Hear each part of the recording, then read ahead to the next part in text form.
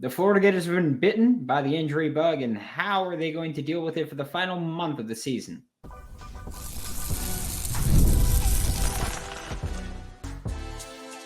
You are Locked On Gators, your daily podcast on the Florida Gators. Part of the Locked On Podcast Network, your team every day. Hello, and welcome back to another episode of Locked On Gators, part of the Locked On Podcast Network, your team every day. Thanks for making Locked On Gators your first listen of the day every day. We are available daily and free wherever you listen to the podcast and on YouTube. Happy Tuesday. I am Brandon Olsen. Find me on Twitter at WNS_Brandon. Find all my written work with New York Giants on SI.com. You can start the season with a big return on FanDuel. New customers can place a $5 bet, and you'll get started with $150 in bonus bets if you win your first $5 bet. So visit FanDuel.com to get started. And we spoke about this a bit yesterday. We're going to speak about it a bit today as well. The Florida Gators injury problems have just gone nuts. For most of the season, there were a bunch of people banged up here and there. And then against Georgia, woof. Tennessee game, you lose Graham Mertz throwing a touchdown pass to Arlis Boardingham. That was his last play of the game. That was his last play of the season. That was the last play of his college football career.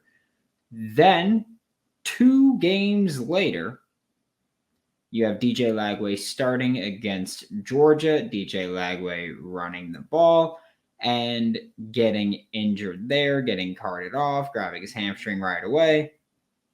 And what we spoke about yesterday was that the injury at first was reported as pretty significant, is what Billy Napier called it going into the half. And then yesterday during his press conference, Billy kind of walked it back a bit. And we spoke about this on Monday before the press conference too, that, what we were hearing was, hey, injury might not be as bad as people initially thought. And Napier has confirmed that, hey, it's not as bad as initially expected, or it's not as bad as we initially thought it was, which is great news for Florida, of course. But I again, I'll be right, I'll be wrong. As long as I'm honest, I don't care. I still don't know if I expect Billy Napier back. If I expect DJ Lagway back. I know that, Billy Napier said, hey, he might be able to go soon. I don't know if I buy it. Because we've heard it before of a coach saying, hey, yeah, he could be back any day now. And then they come back a few weeks later. Or they don't come back. So that's not an uncommon thing to happen. I know that, there's some people that think, hey, he might be able to play against Texas. I would be floored if he played against Texas. I don't expect him to play against LSU next week. Maybe Ole Miss and Florida State to wrap up the year, which, by the way, if he does come back for those 2 games, let's say hypothetically you lose to Texas and you lose to LSU, Ole Miss, Florida State, both winnable games. And win those 2, hit bowl eligibility. Just because I know once I mentioned bowl eligibility, people are going to say, well, you can't fire him when he's bowl eligible. And the stance that I've been taking, again, I still think he should be gone, but I don't have faith in the upper administration to actually do it because they haven't done it yet. And I do feel like if they were going to get rid of him, it would have been done by now. So that's where we're at. I'm not going to harp on things. I stand where I stand. Information will change, and we'll see there. But with DJ Lagway out, it's Aiden Warner or Clay Millen as the starting quarterback for the Florida Gators. And Aiden Warner is the guy that came in when Lagway got injured because Aiden Warner beat Clay Millen in competition in camp, right? I don't get this part of it. I like getting Clay Millen. I liked adding Clay Millen. I have nothing against Clay Millen there. But I don't know why so many people are clamoring for Clay Millen here. It just doesn't make sense to me, because it feels like what college football fans do, myself included, often of, hey, I've heard good things about this player. I've seen good things in the past. He should be out there. And it just doesn't make a ton of sense to me there, because really, we haven't seen much from Clay Millen at all. In 2023, because again, he has not touched the field yet this year. In 2023, he played one game against Washington State. That was it. In 2022, he was the starter full-time for Colorado State, had some good games, had a really high completion percentage, and I know people continue to talk about that because, against Michigan, he completed 80% of his passes. Against Sacramento, he went 7 for 7. Against Air Force, he went 19 for 24. Michigan was 16 for 20. New Mexico, 19 for 24. Again, really efficient passing, right? 10 touchdowns, 6 picks. That part's not so efficient. But I don't understand why so many people are clamoring for him, because what Clay Millen did at Colorado State was complete a lot of passes that were not throwing the ball much farther downfield than Graham Mertz typically throws, but he was doing it at an easier level of the Mountain West. And it was 2 years ago. I just don't get everyone clamoring for a guy that was efficient, but he was nothing more than a game manager. And I get it. Game manager's fine. I've never seen people clamor for a game manager this way. And I don't care what you saw from Clay Millen at Colorado State. I will say this. If he doesn't know the playbook, I'm not saying he doesn't know the playbook. I'm not implying he doesn't know the playbook. If he doesn't know the playbook, or if the coaching staff feels like he can't operate the playbook better than Aiden Warner, it doesn't matter. Okay? The coaching staff needs to look at this game, especially this game, but we'll say the rest of the season, but especially in this game, the coaching staff needs to look at this team and say, which quarterback do we feel comfortable with commanding our offense and keeping our offense on schedule in a hostile road environment? You answer that question, and you have your answer for who your QB1 is. And again, I get it. Clay Millen played the game manager role. Aiden Warner didn't look great against Georgia. I'm not saying that Aiden Warner should be the guy, or that Aiden Warner looked awesome against Georgia. I'm not saying that at all. But fact remains that Aiden Warner beat Clay Millen in camp. I have no, I don't know. I just can't sit here and look at people and see an underclassman overtake an upperclassman.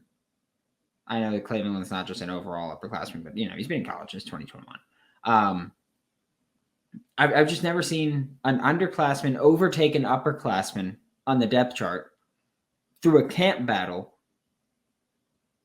and then have a bunch of people want them to walk that back. That's competition. And he went out and won the competition. I think it's going to be Aiden Warner. Now the thing is, though, you have to figure out what your offense is going to look like. And I've mentioned it yesterday, you've got to have your receivers step up. They've got to be more complete receivers. Elijah Badger, you can't not block someone on a receiver screen. Those are gimmies that needs to pick up at least 4 or 5 yards. Gimmies. You got to do it. You got to do better. The Florida Gators have other injuries on the offensive side of the offensive side of the ball as well. We'll talk about those next on Locked On Gators. Hey, Locked On Gators fans, it's time to recognize the Roy Player of the Week. And so far this season, we've pooled over $20,000 to support players on Roy. Micro deposits lead to massive change. With the Roy app, you can direct your support to the athletes you love, ensuring that all funds go to the specific player that you choose. So the best part too, it's risk-free. If the athlete transfers or doesn't deliver the content, you get your money back. This week, we're supporting Aaron Gates. We just pitched in $100, and we'd love it if you'd like to join us more. Even $10 makes a difference. So let's show Aaron Gates, who played Aaron Gates against Georgia played a better game than most DBs will play against anybody, even when they're playing the FCS team, right?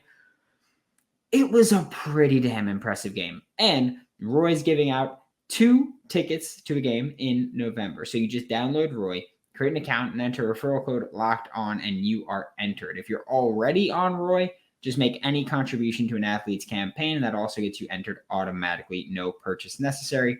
Void where prohibited. Download Roy now and join the NIL game with no subscriptions and no fees. And be sure to check us out on Instagram, Facebook, and X at Roy_return on you for more info. Roy, support the players, change the game. Get ready to tackle the NFL action with FanDuel, America's #1 sportsbook. Right now, new customers can bet $5 and get $150 in bonus bets if you win. And the FanDuel Sportsbook app gives you everything you need to place live bets on the NFL all in one place. I do have to say, though, I've got a bone to pick. From Monday Night Football because I had a parlay. It was plus 435. It was Cade Otton, 40 yards, Travis Kelce, 50 yards, Patrick Mahomes, 200 passing yards, Baker Mayfield, 200 passing yards, and Kareem Hunt over 11.5 receiving yards. Okay? Cade Otton at 77, Travis Kelce at 100, Pat Mahomes at 291, Baker Mayfield had exactly 200 passing yards. Kareem Hunt, Toledo legend, same school as May, 11 receiving yards. I needed 11.5. Ruined my night. At least the Florida Gators won. You can get started with $150 in bonus bets if you win your first $5 bet at FanDuel.com. Thanks for making Locked On Gators your first listen of the day. Every day we are available daily and free reviews in the podcast and on YouTube. And while the big story for the Florida Gators injury concerns is at the quarterback position right now, there are other injuries on the offensive side of the ball as well. And you gotta hope that for the Texas game, which again, we will get a updated injury report tomorrow night. That's how it does every Wednesday night for SEC play. Which, by the way, also means that just letting you know ahead of time, the FSU game, probably not going to get one at all.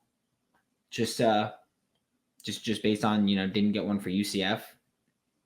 But you got to hope that on that injury report, you see either Montrell Johnson or Treon Webb off of the injury report. And we'd assume Montrell, right? Montrell Johnson did not play against Georgia, but he was dressed and he was listed as a game time decision, which also, if someone is listed as a game time decision and they are dressed, that does not mean that they're going to play. I know a lot of people mentioned Montrell would start. Part of that is he's going to be dressed, go through warmups and see if he feels he's ready to play in this game, see if he feels he's good to play in this game, and then the decision is made. So he's already dressed regardless of what the decision is.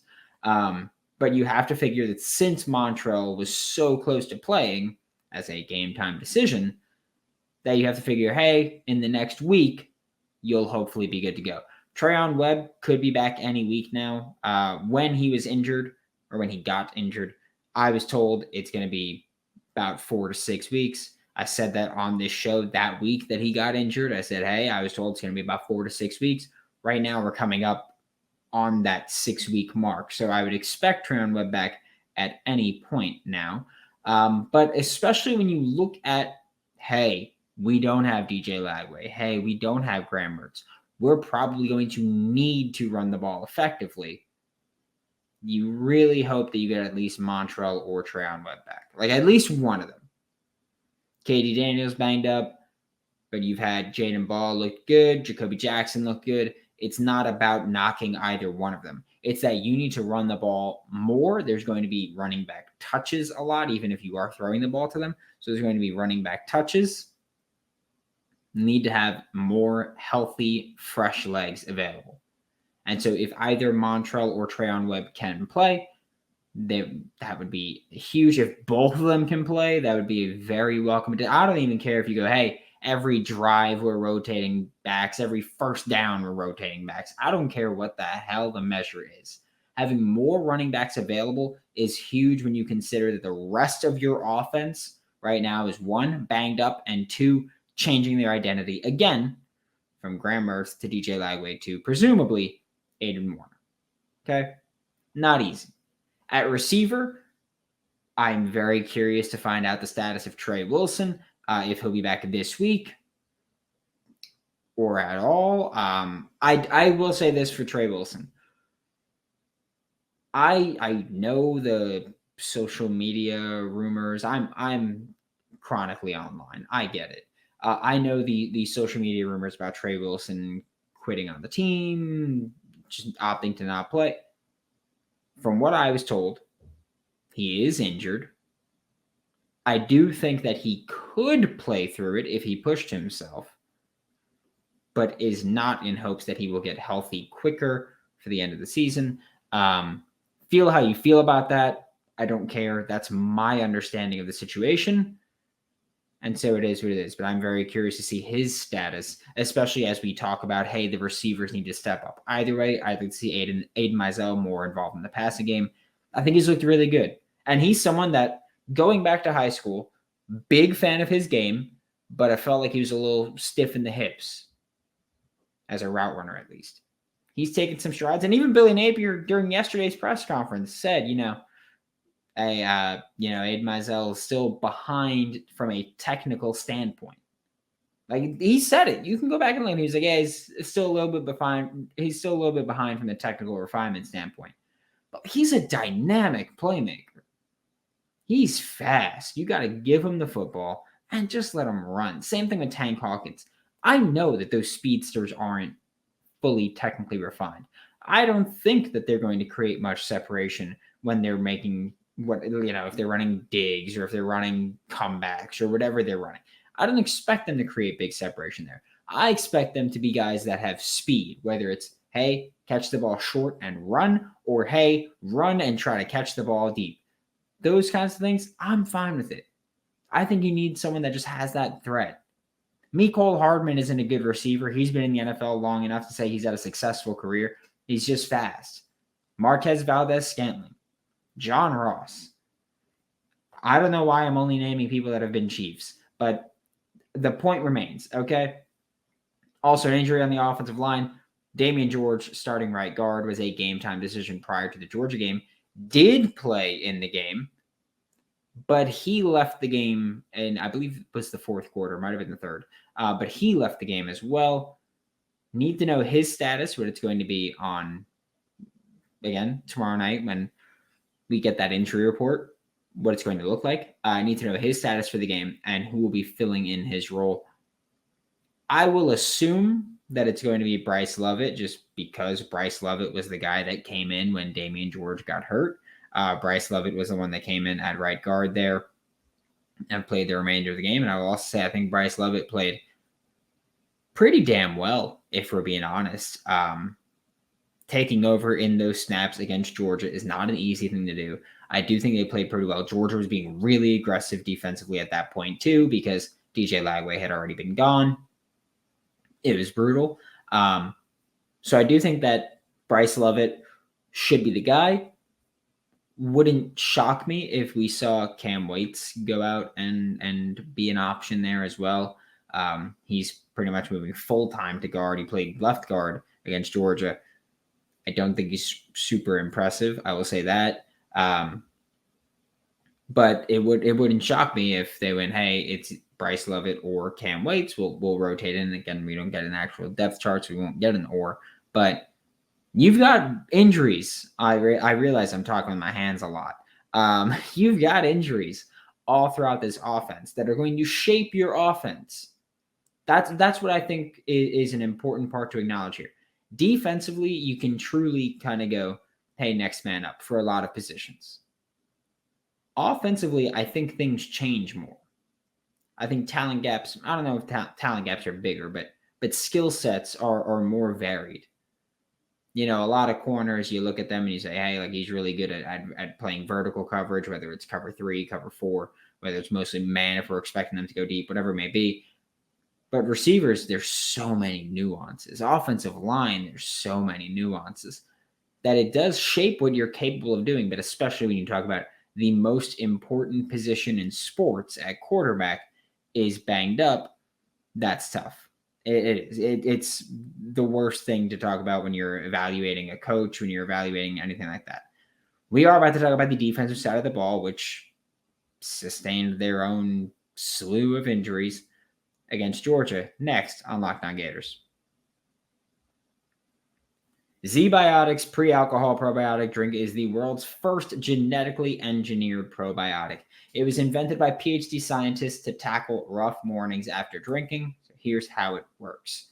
When you drink, alcohol gets converted into a toxic byproduct in the gut. It's this byproduct, not just dehydration, that's to blame for your rough next day. Pre-alcohol produces an enzyme to break this byproduct down. So you just remember to make Z-Biotics your first drink of the night. Drink responsibly, and you'll feel your best tomorrow.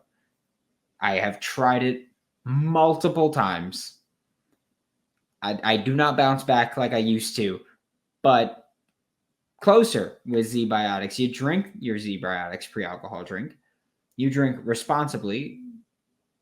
Hey, your limit's your limit, right? But drink water as you go throughout, and then you can enjoy tomorrow. So go to zbiotics.com/LockedOnCollege to learn more and get 15% off your first order when you use code LockedOnCollege at checkout. Z-Biotics is backed with 100% money back guarantee. So if you're unsatisfied for any reason, they'll refund your money, no questions asked. Remember to head to zbiotics.com/LockedOnCollege and use code LockedOnCollege at checkout for 15% off. Thanks for making Locked On Gators your first listen of the day. Every day we are available daily and free wherever you listen to the podcast and on YouTube. And to wrap up today's show, we are talking about the Florida Gators defense injuries that they suffered. Again, a slew of, and I will say also, it's amazing that the front 6 and 7 surprisingly healthy.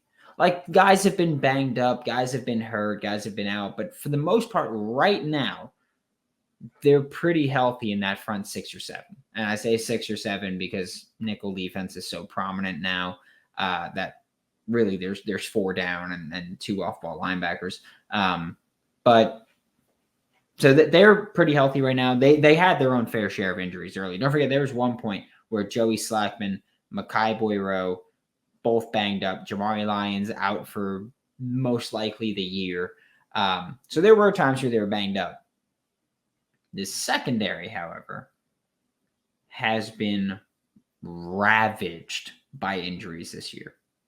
Right? I mean, Asa Turner has been out since Xavier Restrepo snatched his knee. I don't know any other way to word it. I'm just going to say snatched his knee. Jakeem Jackson has been out since... Samford?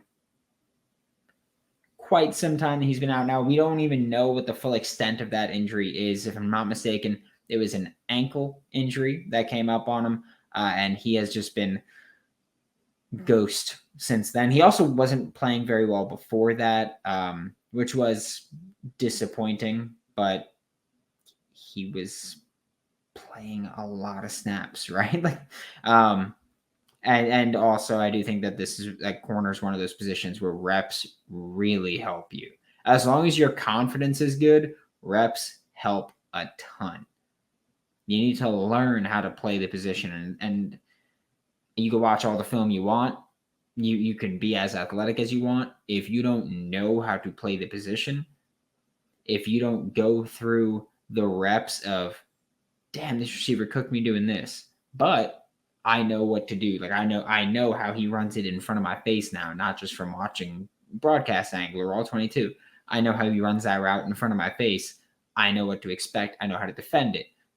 So I still am not out on Jakeem Jackson. He's just a guy that needs reps. Also, don't forget, last year was his second year playing corner. He needs reps.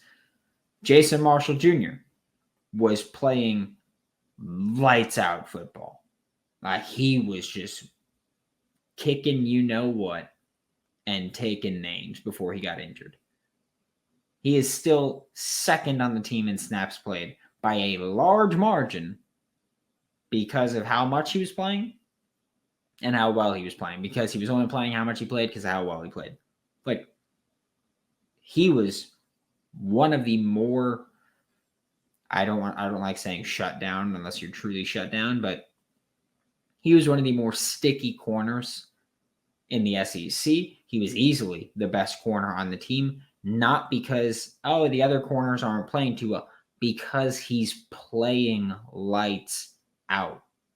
Jason Marshall out for the year, but he put out damn good film this year. Okay? And I will say this again because I know people mention it every time I talk about Jason Marshall, where they go, "Oh, real convenient that he's out." Like I've gotten the comments every time I talk about Jason Marshall, so I just want to say this. I get the comment that, real convenient that he's out once you start facing the good teams. Last year, that was his best football. I don't think he's scared of facing the good teams. I will say that, but he's out for the year. Devin Moore has been dealing with injuries. We will get an update on him tomorrow. Had a nice interception against Georgia. Had a pick against Kentucky as well, but against Georgia, he got the hit. Did not come back after that one. Came out of the second half with crutches. Dijon Johnson got injured in the third quarter, if I'm not mistaken. Might have been the fourth, but it was definitely after halftime where he got hurt in that same drive where Jordan Castell got hurt, which Jordan Castell returned. Sharif Denson got hurt, which I don't believe Sharif Denson returned after that as well. Sharif Denson got hurt on that reverse. That's a lot of injuries in the secondary, okay? It got rough enough where DJ Douglas came back into the mix, okay? DJ Douglas played a bit against Georgia. He played 4 snaps, and outside of 1 snap against Kentucky, he hadn't played since the UCF game. Like he does not play anymore. He is out of the rotation, but it got rough enough where he had to come in. Because while at safety, it was Jordan Castell hurt. Don't forget, you had Triquez Bridges at safety come down to corner because of all the corner injuries. That's what we're talking about. You went down 2 corners or 2 safeties because 1 safety got banged up for a couple plays and 1 safety moved to corner. A lot of injuries. Also, Triquez Bridges played corner at Oregon, so it's not like he's completely new. And I will say this, Florida, I don't know what it was, but Billy Napier yesterday said, yeah, last week was the first time we gave Triquez Bridges reps in practice at corner. That is maybe the most perfect timing I've seen anything. And I'm sure part of it was them saying, hey, we're a couple injuries away from being really screwed at corner. Let's see if Triquez can do it out there. But that was just excellent timing, I guess. Weird thing to say is excellent timing, but you get my point. They gave him a shot at corner in practice, and then when injuries piled up, he had to actually do it in game. So kudos to them. But the Gators are likely going to be relying heavily on, I'm going to assume we get one of Devin Moore and Dijon Johnson back this week. Cormani McClain, who has had splash plays. I don't think is playing great overall, but I do think considering the expectations were you're probably not going to play this year, I think that considering those are the expectations, he's playing pretty damn good. Triquez Bridges at corner.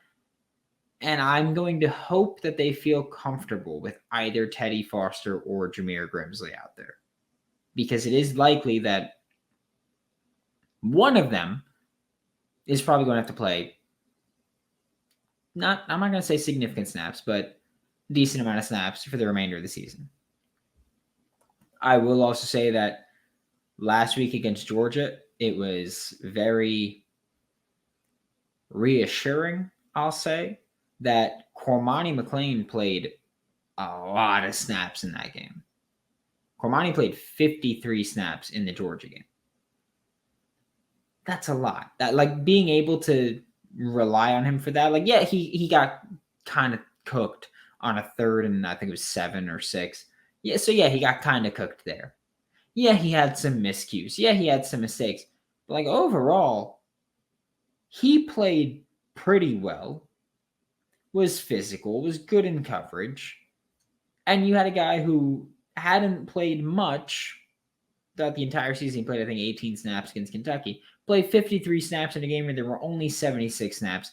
And there were a ton of injuries where you wanted to rotate him more, but couldn't because of the injuries piling up. All in all, that's impressive, right? So corner going to be very young. Secondary, thin right now due to all the injuries. But I will say that you kind of deserve credit for having this many talented DBs on the roster right now, considering last year you didn't and the year prior you didn't. Thanks for making Locked On Gators your first listen of the day every day. We are available daily and free wherever you listen to the podcast and on YouTube. We'll be back tomorrow to talk more Florida Gators football with Hayden Hansen of the Florida Gators. For Locked On Gators, I'm Brandon Olsen. Don't forget to follow me on Twitter at WNS_Brandon. Find all my written work with New York Giants on SI, and I'll see you all next time.